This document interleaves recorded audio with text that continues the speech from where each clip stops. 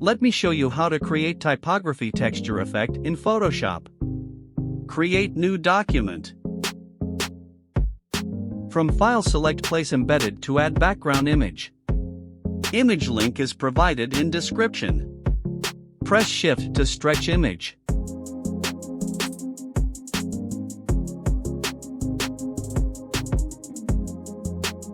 Select Type tool.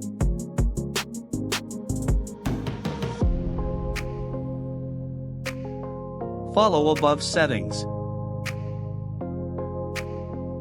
Then add text. I am using Obelix Pro font.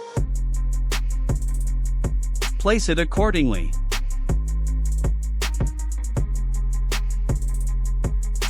Then add font texture. Adjust image according to text.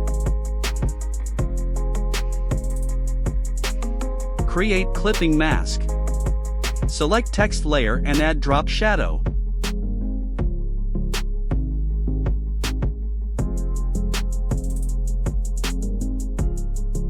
Follow settings.